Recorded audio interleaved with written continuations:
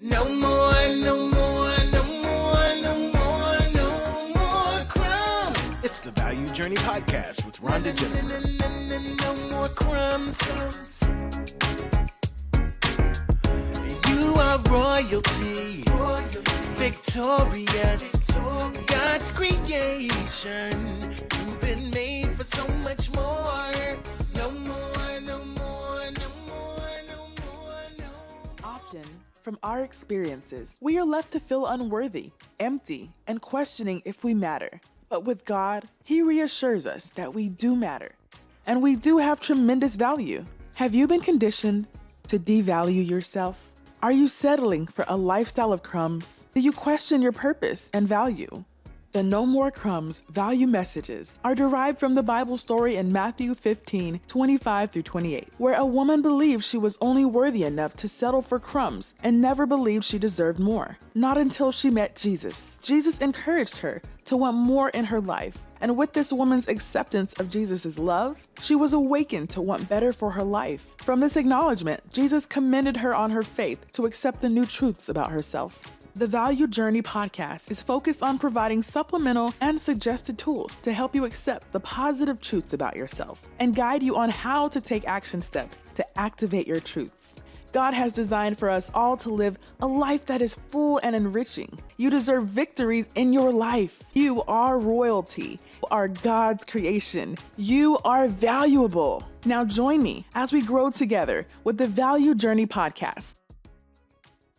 Why does the world hate fat people? An open conversation forum from the personal experience and intuitive insights of a young woman named Selena White. This is a conversation that could be applied to all areas of life. She is a beautiful and courageous 21-year-old sharing her experiences and trauma on how the world is unkind, leading her to her spiritual awakening journey. Selena says, "I walk with light and I speak with kindness." Oh my goodness, today's guest is so courageous and amazing. She is a phenomenal woman, and my sister actually recommended Selena, and I am so excited because she has so much to share and to enlighten and encourage us today. So welcome, Selena, welcome. Hello, thank you for having me. So happy to be here. Thank you. You have such a passion and powerful voice, and you're so beautiful. I believe that your message can resonate with so many people that may be hurting or feel like they're not being seen. I want you to give a voice to the voiceless. I first want to start with posing a question. Why does the world hate fat people? Now, honestly, I have experienced so much just blatant disregard toward my feelings from the world for just looking a certain way. And I'm pretty sure we could take this message and apply it to more than just body types. This is definitely something that I've personally experienced, when it comes to me being a bigger woman. And that is true. What we're suffering goes in so many dimensions of what people are feeling and can't voice it because there's not a platform for it. We think about one another. It's no longer in an interpersonal way. And I feel like, honestly, that can be accredited to just Western culture, what we're around on such a consistent basis and how it affects our psyche. I look at people, I tend to want to dive deeper on why they may be treating me a certain way. So automatically it goes to what could possibly be going on with you. You're looking at it deeper. I like that. Yes. It's so many people just don't feel the need to do that anymore because we're all viewing ourselves as individualists and instead of a collective group. At this point, it's going to be detrimental to a lot of people's minds just because of how we process emotions. And some people don't even know how to process them at all. So it goes back to my point of saying, what could possibly be going on with you and how it's so easy for people to project the worst parts of themselves just because they don't want to deal with them onto other people. And I look at how I'm treated once I enter into a space, the way I get looked at. And it's almost offensive to people because I'm big, but I know there's people out here that are bigger than me. Just the looks that I will get walking into a room sometimes is am I offending you? And I learned to stop being so apologetic for the presence that I held. I have a big presence. I have big legs, I have big arms, I have a big mouth, I have a beautiful big smile. Everything about me is big. I am meant to command attention. I had to reprogram myself to stop taking it in such a negative way, because it's just like, you know what? There are people who don't have any understanding of who you are outside of what they can see and have no interest in knowing. They're content with viewing you the one way that they want to view you. And there's not anything that you can do that the next person can do when you go and take into account people's personal experiences, how you could have interacted with somebody who was bigger in your own life. And this could be how you're just treating people because of that one experience that you had. So innate, it's second nature that we do not have to take accountability for how we make other people feel anymore, just because of what we're going through. And it's such an obsession on how we look and the looks. Right. Like looks they speak volumes first, and I don't know why. And I was reading a part from a book called Yoga and Psychotherapy, The Evolution of Consciousness by Swami Rama, Rudolph, Ballentine, MD, Swami Ajaya, PhD, talking about yoga and psychotherapy and how it affects us and how it is beneficial for us as people. They talked about how everything is viewed from the outside, about how in Western culture we view everything from the outside and how we find remedies for everything externally, everything. And I had to even thinking about that because they brought up eczema in the book, and I've suffered with eczema for like such a long time. And they brought it up. They were saying it's a reaction to pretty much allergens in our bodies. How doctors haven't been taught to tackle the inside issues, just the outside one. And I just thought about how that could apply to so many different aspects of life. We put masks on at times just to hide what we're going through, to get through the day, just so that people don't have to see what it is that we're feeling. But when you look at a bigger person, all their problems are right there in front of you. So it's almost like a target is on them for just being human. And it's just like, yo, like you cannot be mad at this person for dealing with their stuff. Yeah. You know? And I feel like if people dealt more with their stuff, it wouldn't be a need to pick on other people for not dealing with theirs. Or trying, you may not even know what that person could be dealing with. It could be a health issue that you are just being completely insensitive toward. Can you bring understanding to that for someone to stop being so insensitive? Because I've battled with my weight all my life. I've been chubbier and bigger one out of my sisters all my life. And yeah, and it's different treatment, but they don't get to know me because they see my other sisters who look gorgeous, and then they see me, the chubby one. So thank you. And then I'm battling with emotional things or other hurt that are contributing to the connection I have with food, but no one wants to delve into that or ask. Right. Because most people don't understand the connection that the mind has with the body. There is a connection there, a very strong connection there.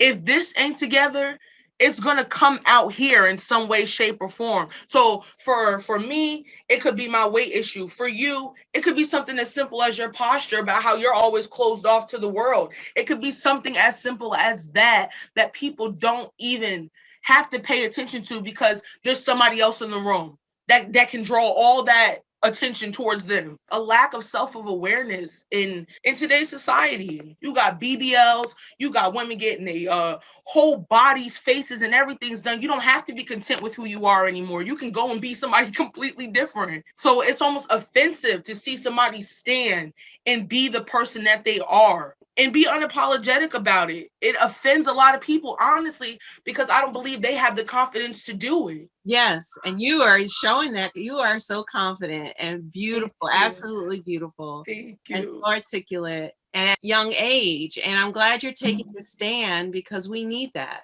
And you're courageous to do it. So thank you. Can you tell your story a little bit? Share some of your story, what you want to share.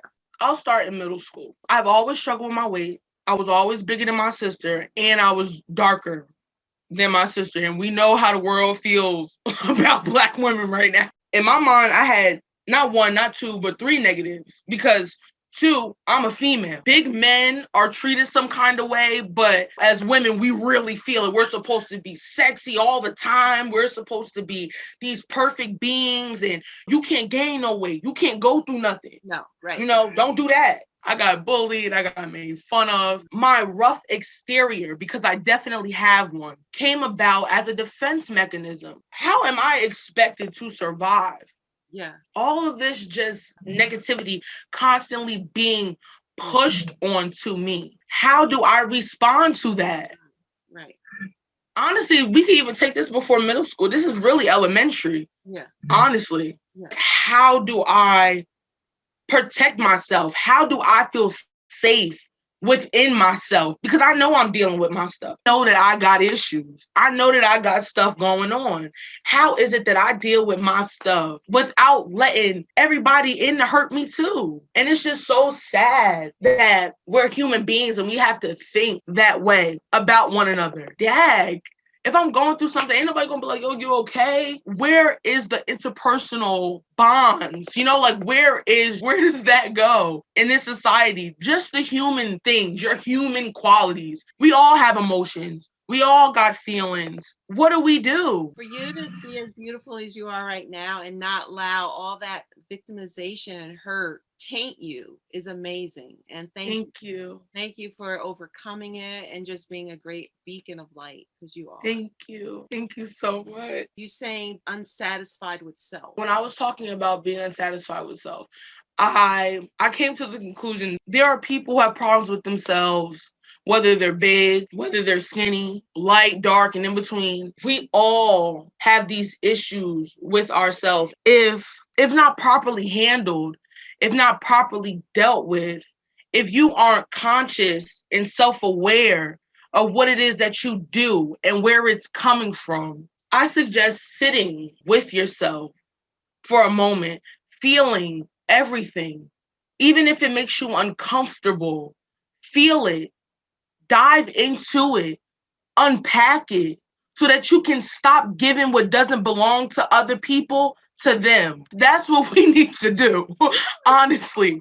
Let's unpack our bags because they're so heavy. A therapist that I had in school gave me that metaphor. She was like, you get to unpacking your bag. You come to school every day. You got your knapsack or your little side bag or however you come in, and you got all this stuff in here.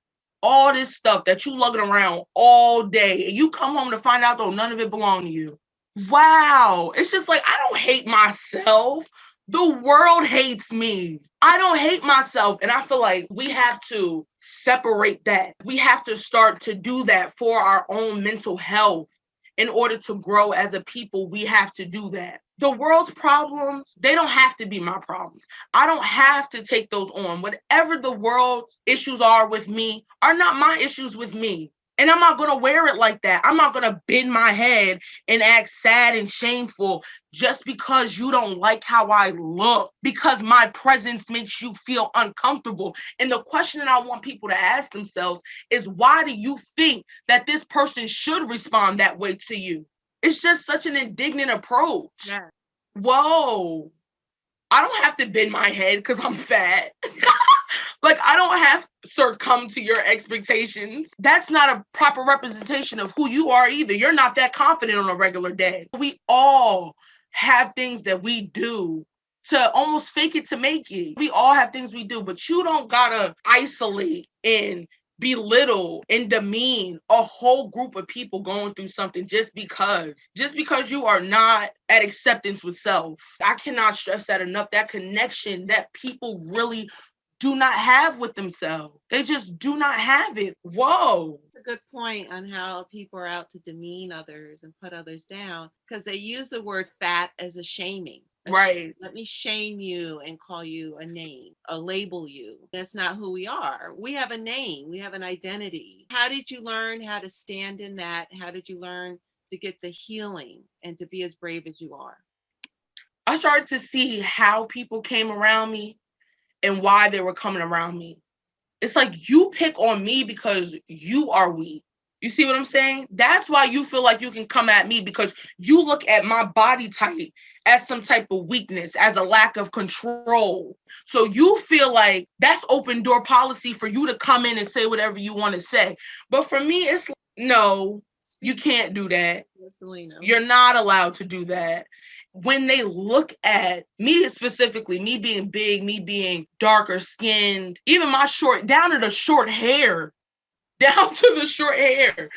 it's threatening because you see it as something that you cannot do. Otherwise, it wouldn't be such a threat to you. You see me as a pillar of strength, honestly. You can't understand how it is that I'm capable of making it through the day, being who I am. It's not something that I get offended by anymore. It's not something that I'm going to keep giving power to. I'm okay with me. Do whatever it is that you need to do to be okay with you. That's what I want for everybody. And I love the strength that you're commanding what you're going to accept. And a lot of people don't have that. Thank you for expressing that, because we don't need to be accepted by everyone. And Exactly. a couple years ago, I cut all my hair off. It was so liberating. It felt so good. But the different reactions I would receive, it was just really weird. I'm feeling great about myself. I'm loving my short hair. I'm loving the new me. But other people, they have this prototype of what beauty is supposed to be. But I felt beautiful. So I thank you for standing tall in it and even acknowledging it. We're defining what beauty is, and beauty is first within. Definitely. If you don't even consider yourself to be beautiful, sit with that. Sit with that. Go, why? Why don't I find myself to be attractive?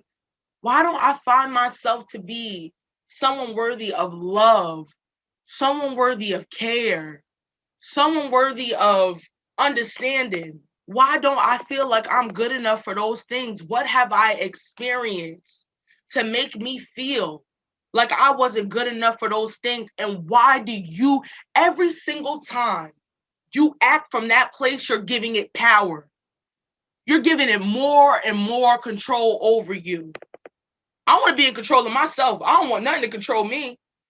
Nothing. So it's just like, I'm not going to keep breathing life into that hatred, into that misery. That ain't even me. I'm such a bright person. I'm such a joyful person. And it's just like, I cannot keep allowing exterior factors to affect me, because those are all things outside of me. And you're showing that, and you're showing like your beautiful eyes, your mouth, your ears, like just beauty, and the confidence.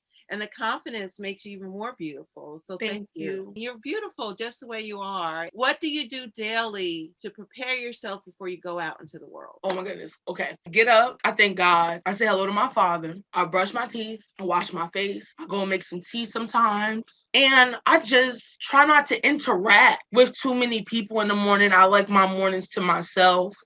I get up before everybody else. I stay up late past everybody else just because I need that time to me. It hasn't always been like that. I would get up and just have no motivation for anything, feel sad or feel like, it's another day type of thing.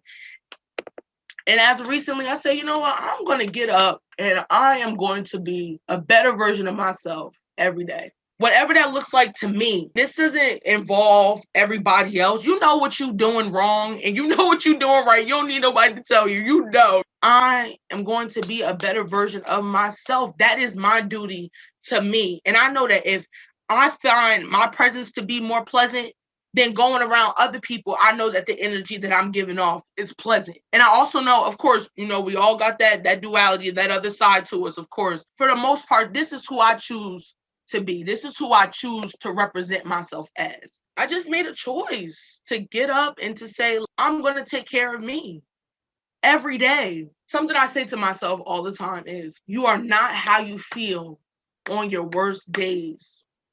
You are not how you feel on your worst days, because sometimes we'll feel like that day ain't never going to end. Like, it's just like the worst day ever. Why won't it just stop? We're not how we feel on our worst days. And if God gives us the strength to wake up tomorrow, we're going to be better. You mentioned how it takes a toll on your psyche. You start to deteriorate your own mind with people's perspectives and opinions. It's literally a death of the mind. When you stop thinking for yourself, about yourself, with yourself, it is a death of the mind. You are giving that power, that living energy to somebody else. No, just no. I suffered from depression. Me getting into my spirituality and my journey, I went over free will a lot. I got a choice. And it's so funny, us being under a democracy and us saying we're a free people.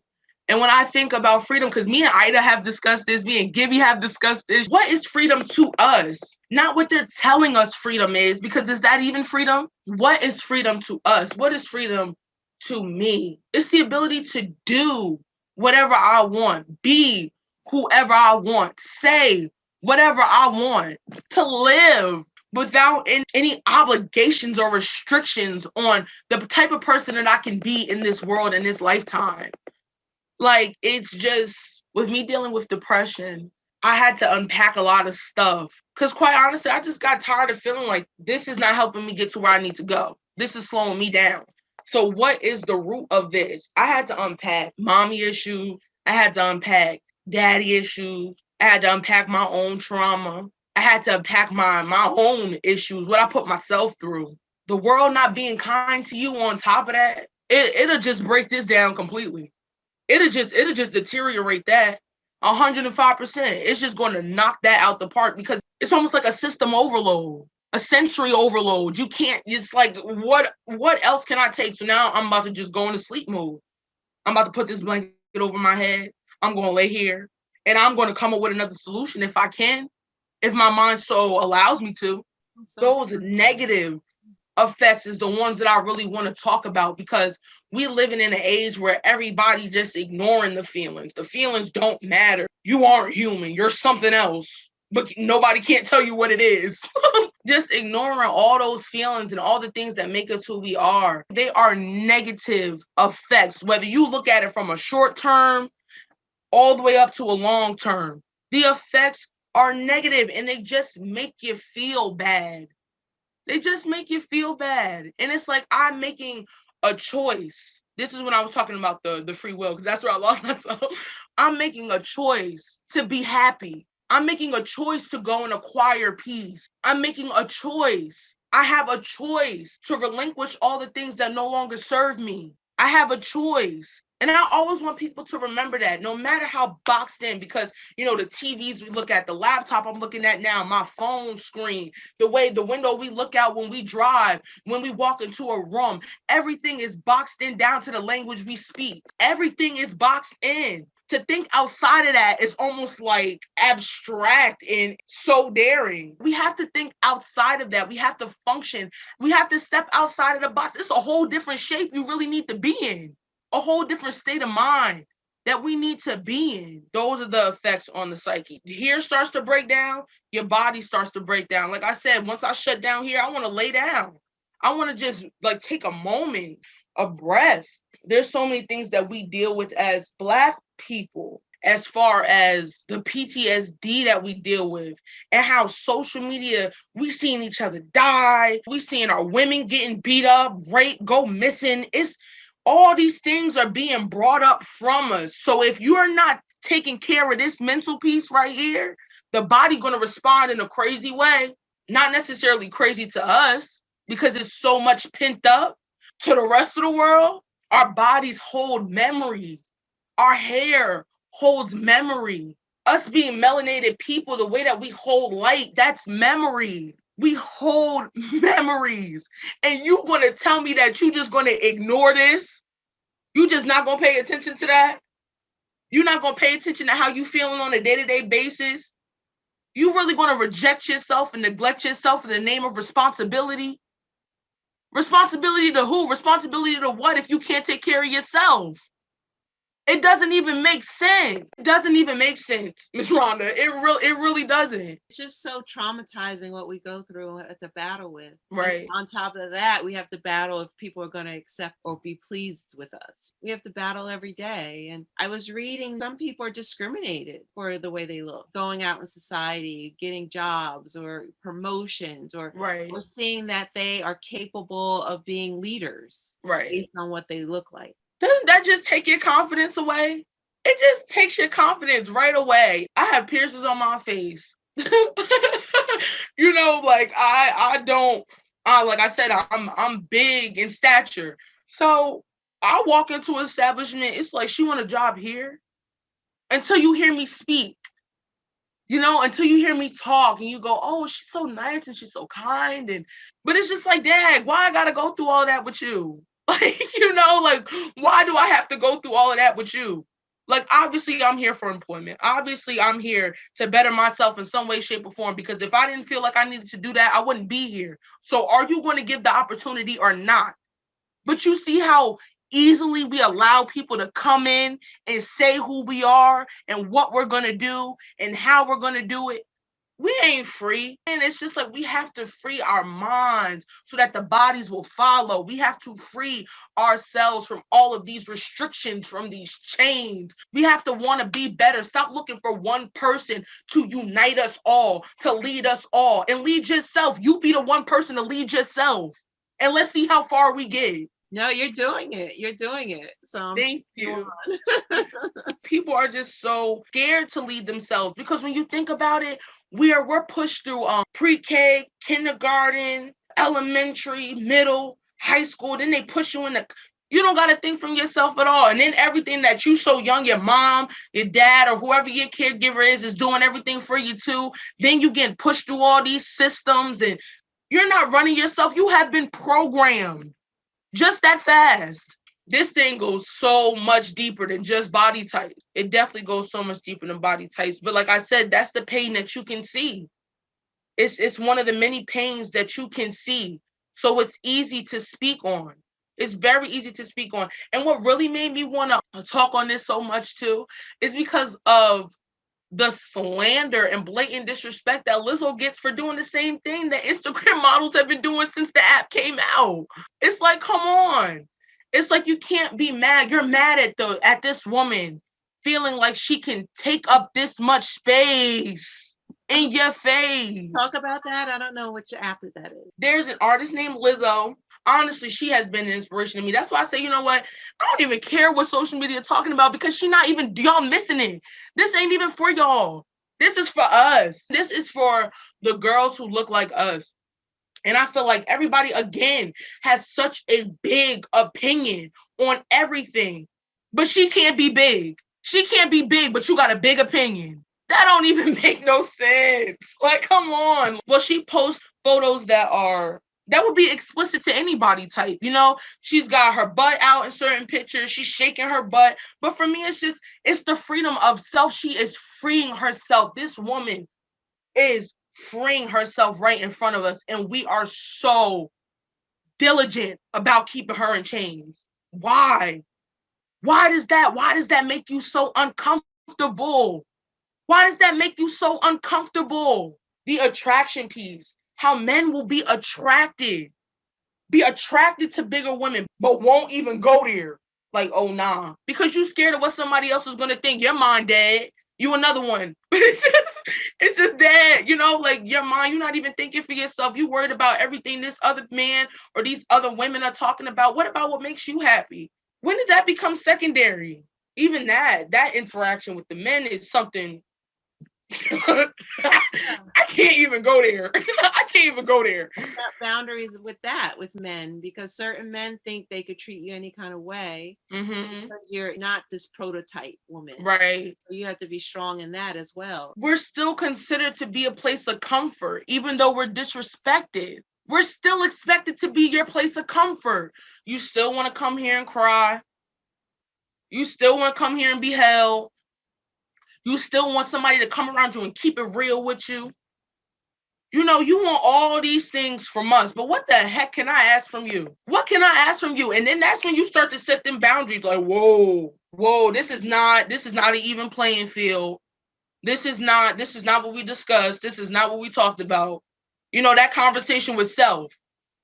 This ain't what we talked about. We got to set a boundary clear as day. And you deserve to be treated as a queen publicly and privately. Right.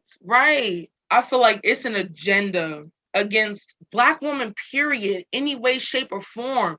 But when you think about Big Mama, or when you think about these characters, you look at who they are to the people around them. And that's a part of programming too. You see what these people are doing in these scenes, and or what your grandmama did or whatever, and you just applying that to me. I'm not my own individual person. You can't get to know me in a whole different kind of way.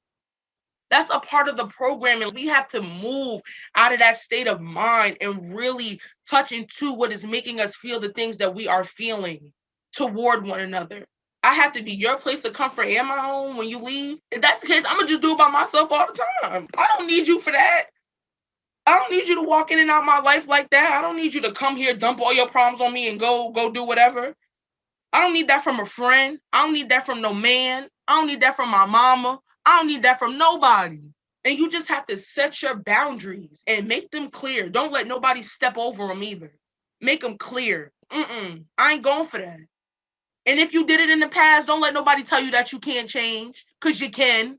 You can. You will. Set your expectations for yourself. Set your boundaries for yourself. And verbalize them to other people so that they know I'm not doing that. Or either allow your actions to speak louder than any word. You mentioned what you are doing to reach a higher state of consciousness. Me personally, sit with myself. I meditate. I have crystals. I guess you can call them like a new age way of doing things. My crystals, my incense. I drink my tea to get my organs ready, warm my body up. I just take time to be the best version of myself. And I feel like that can be considered one of the higher states of consciousness, to be the best version of yourself here in this dimension, to transcend to a higher place after you leave here. And I feel like trying every day to reach my peak self, my best self, where I would wake up and say, you know what, Selena, girl, you doing it. You did it. And I make my little to-do list. I set my little goals up and everything that I want to accomplish. It might take me some time. I don't allow other people to tell me my time, because I know God got reasons and seasons for all of us. If it's taking me a little longer than you, that means my season coming up soon. I ain't worried about it. I ain't going to stress it. That level of certainty that you gain, what you know in your gut you feel, you can't beat that. You just can't. You can't beat it. You have to build that relationship to trust yourself enough, to trust yourself and say, you know what? I know where I'm going. Even if other people can't see it, I know where I'm going. I didn't lose focus. I didn't lose sight of it. I'm looking for an alternate route. I'm trying to do something different, because I done seen people do the same thing that same way 10 times. It ain't work out. So now I'm trying to find my own way of getting through this thing called life.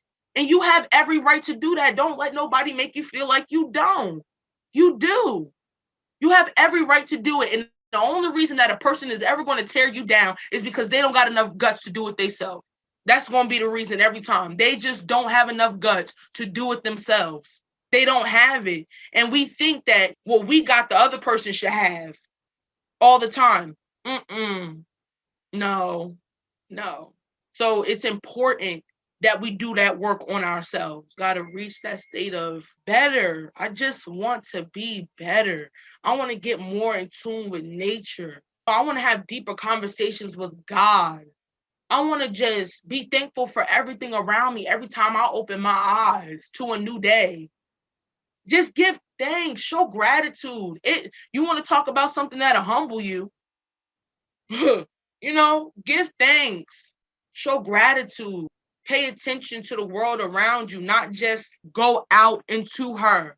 See the world around you, interact with the world around you. There is energy all around you. Tap into some good energy. It don't all got to be bad. That don't got to be your power source. That negativity does not have to be your power source. Tap into a more positive vibration, a more positive frequency. Tap into that. Let that be your power source. Let it radiate through you. Let it radiate all through you. Don't allow anybody else to dim your light and say where you're getting your power from. And no. I walk with light. I speak with kindness. Even the things that we could say out loud to ourselves that make us more aware of the detrimental things that we do. Because if every time you have a negative thought, you have to say a positive one, you notice how negative the ones, like how frequently the negative ones are coming up. So now you more on it to say positive things to yourself. Because it's like, whoa, I was being so mean to me. I was being so unkind to myself. No wonder the world was being so mean to me too, huh? I was being mean to me.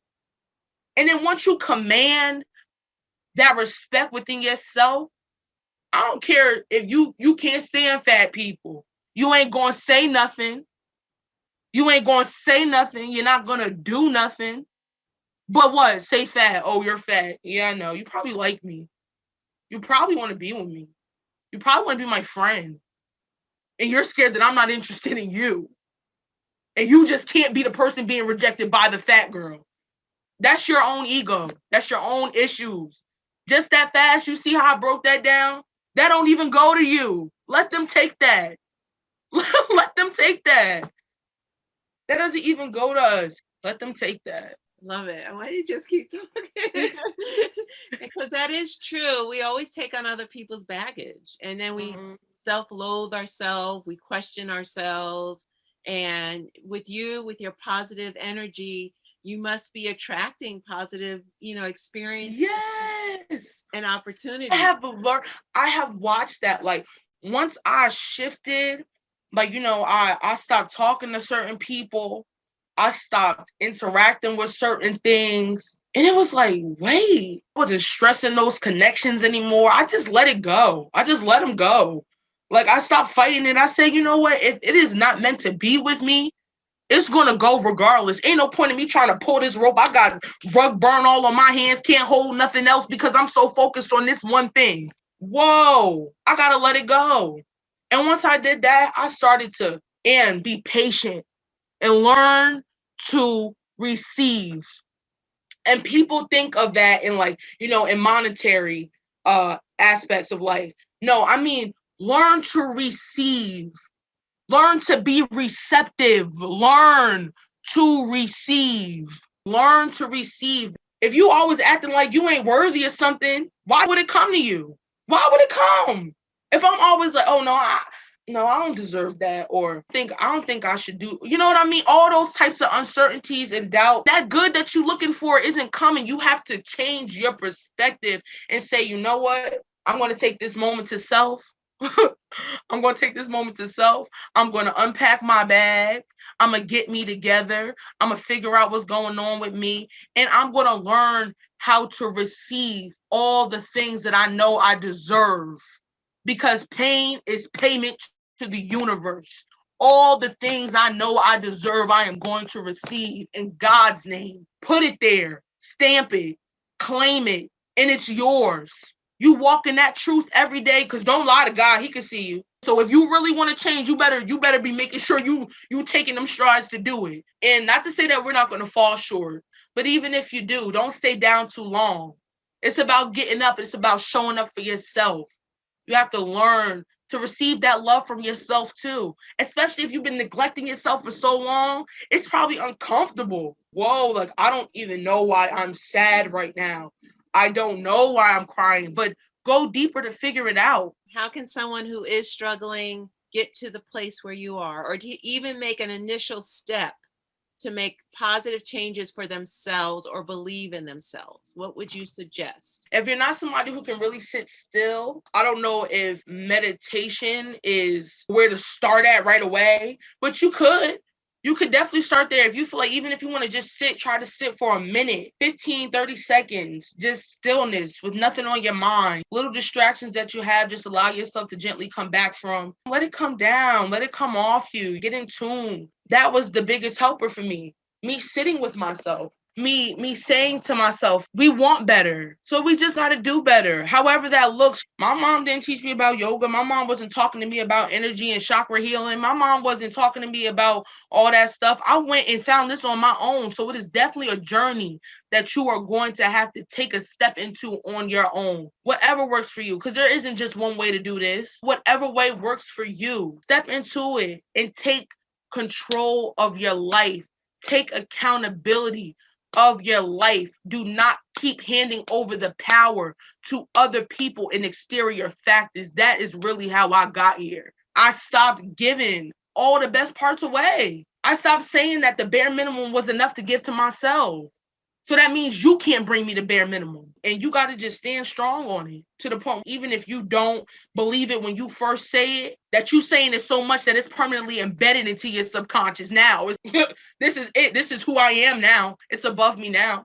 And that's just how you got to act. And that's how you got to do it. And those are excellent points. Excellent. Thank you. What would you say people just loving themselves and just living their life in who they are? No more stressing, oh my gosh, I have to do this diet, or let me get to this size so I feel better about myself and accepted. How about feeling good about ourselves where we are today? What would you say? We're more than how we feel on our worst days. So if that's the best that you can do today, you got to learn to be content with that. We tend to repress ourselves in the name of responsibility. You have a responsibility to yourself. To yourself. Stop giving that job away. Stop giving the job away. So what if you're not performing at your peak today? Okay, where's that pressure really coming from? Today isn't a good day. If you really want to be your happiest self, you can't get caught up in what people expect you to be. You have to step into your power and say, I'm not giving this up for you to feel more comfortable in my presence. If I have to be alone, and that's what people don't understand either. We form codependencies on substances, on food, on people, on things, materialistic things that hold no sentimental value to us. And we place all of our love into them. How are you loving all of these things with no interpersonal connection? You're just loving these things. What do these things represent to you? Is it security? Are you looking for security? At what point in your life did you not feel safe? At what point in your life did you not feel safe?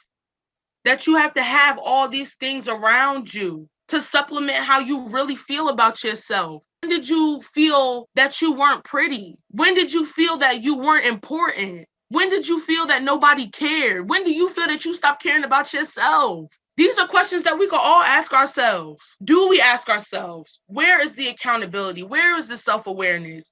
We have to get to that place. It takes courage to ask those questions. It does. And I feel like a lot of people have been taught to hide from themselves. The real viewing of themselves scares them. It is scary. It's a very scary process because you're going how they neglect mental health here. So you're thinking, am I freaking crazy? Am I crazy? What's wrong with me? All these bad things running through your mind before you could say, no, this is me. Wow, I'm starting to smile. I'm starting to laugh more. Wow, my eating habits are regulated. Don't feel the need to exert all that unnecessary energy out into the world. It's an awakening. After my soul was laying dormant under so much other stuff that just didn't belong to me, I said, you know what? I love me enough to say, I can't deal with y'all. I can't do this with y'all. You just got to set your boundaries very clear. And that love, that's what we need to love ourselves first. We've been taught not to, though. Because I know, like, me and my mom, our relationship was rocky in my adolescence. Even into adulthood, it still get a little rocky because I'm becoming a woman. And I've always been mature. So it's always been hard to tell me what to do. It's always been hard. It's always been hard. Yeah, me and her relationship, just the women in my life, period, honestly. And sometimes mommy don't always know how to do the right thing. She tried. And it's not until you get older and you recognize that it wasn't the right thing where you begin to start doing something about it. Because my grandmother used to talk about my weight all the time. But mind you, I'm a kid. Like, I'm only 21 right now. And my grandmother used to talk about my weight. Oh, girl, why you got that on? My mom even said to me something that was just so unkind. Of course, referring to my weight, not to make my mama look bad, because, I do love my mama, y'all.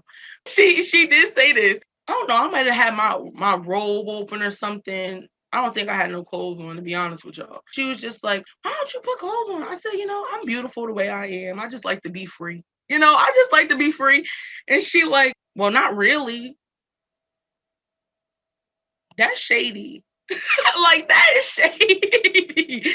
That is shady. We've had to hear the women in our lives show such resentment and just, quite frankly, bitterness.